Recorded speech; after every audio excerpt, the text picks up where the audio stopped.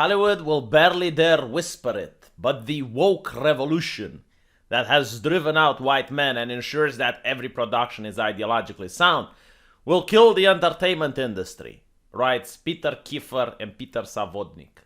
So when I grew up, there were a couple of Hollywood actors that everyone around the world knew.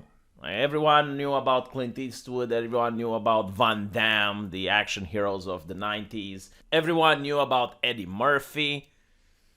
But nowadays, most people probably look at an actor and say, oh, that's the guy from Iron Man. That's the one who played Thor. That's the guy who plays Doctor Strange. Most people don't even know the names of these actors.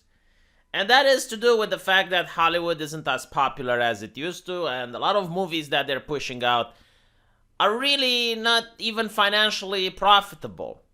And you can also notice the lack of creativity coming from Hollywood, which is astonishing. I mean, everything nowadays is a sequel, a prequel, or a reimagining of a previous movie.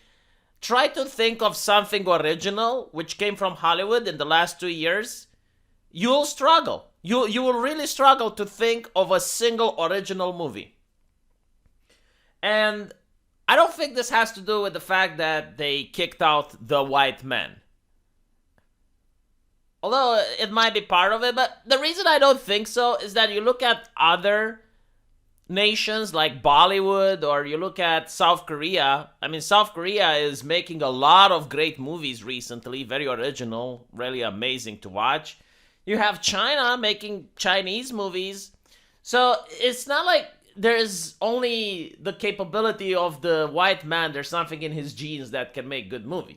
Now, don't get me wrong. I mean, historically speaking, yeah, I mean, they did seem to create good movies. But I don't think you could create good movies even without white men.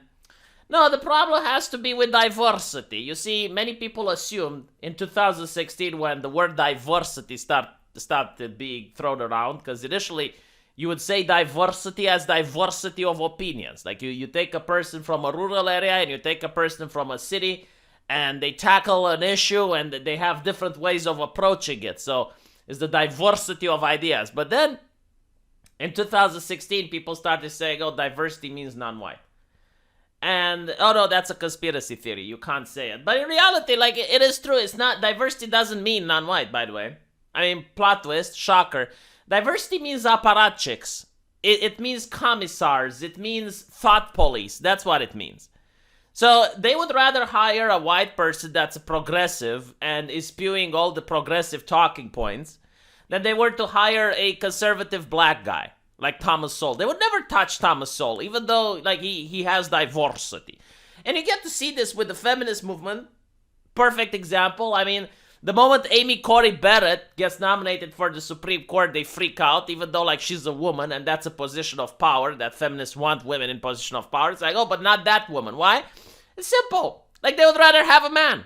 They would rather have a man that's a progressive than they would have a woman, even though it's the feminist movement. If Joe Biden would have run against a black woman as a Republican, they would still rather have Joe Biden. Why? Because he's a progressive. That's what diversity is about. Now, sure, if they can put, like, the person of color that's also progressive, okay, that's great. But if they can't, they would still put the straight cisgender white man. So why is this a problem? Well, the problem is that when you have thought polizei, when you have, like, all of these uniformity, these orthodox priests that make you think in one way and they're really concerned about pushing the message, well, you can't have art.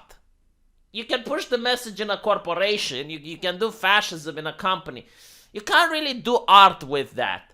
Because art requires creativity. It requires thinking outside the box. It requires soul. It requires passion.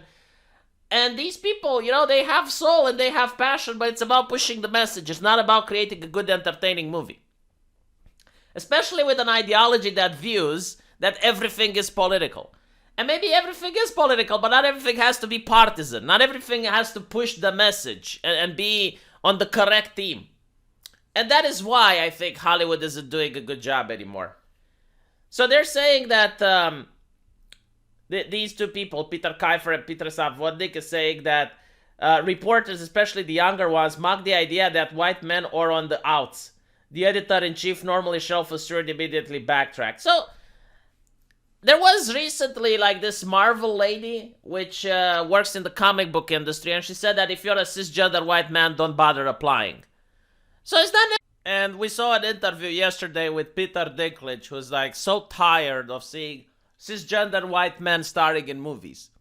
And then you have a lot of journalists and reporters and influential people that are always rooting for movies that don't star cisgender white men. So if you look at left-leaning progressive ideology, they believe that if you have a place where you even joke, like a forum, where you even joke about something with a racial connotation, that is not a safe place for minorities. Like, you're marginalizing people with your jokes.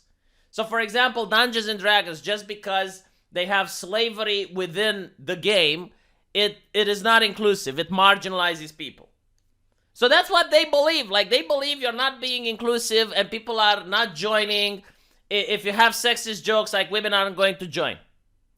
Now, I ask you, if you have a system where you have high-profile people like actors and journalists and people that are doing the hiring and they're flat out saying they don't want white people, is that an inclusive place? From your own point of view, like from your own ideology. Now, it doesn't mean that white men are on the way out, but it does mean it's fucking difficult to be in such an industry, and if given the choice, most people would choose not to put up with that shit. Again, I don't think like white people need to be in Hollywood. I don't care. At the end of the day, I'm a consumer, okay? I'll pay money for a good movie, and I'm pretty sure like talented white people, they can just do a crowdfunding and they can start their own movie if that's the problem.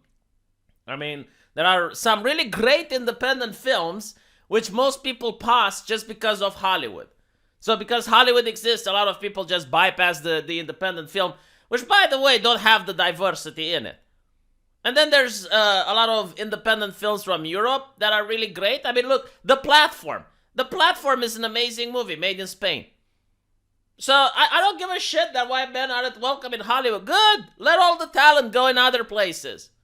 Maybe now you can see some European films for a change. They're still great. Unless the ones that are made in the UK. Those are shit. But other than that, I mean, there's some really good German films on Netflix as well. I mean, you do have, like, the power to create in Europe. But whatever. You know, it is what it is. What I'm trying to say is that Hollywood is definitely hostile. Openly so. They're proud of it.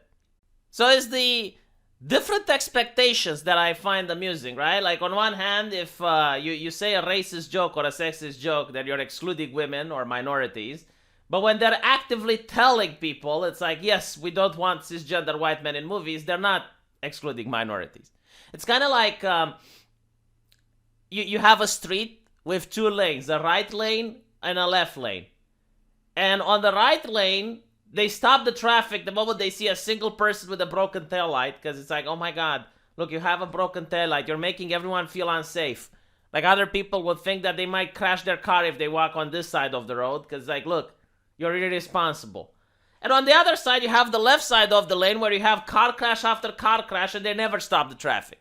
Like, no one is supposed to feel unsafe on that part of the lane. So weird.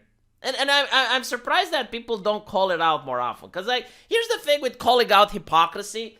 You're not calling out hypocrisy to get people to stop. Like, the hypocrites are going to hypocrite.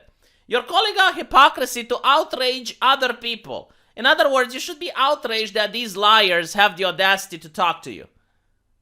And the only way other people can be outraged is if you call it out. It's like, look, isn't this outrageous? It is outrageous. Why are you listening to them? Anyway, let me know what you guys think, and I'll see you in the comment section. Take care.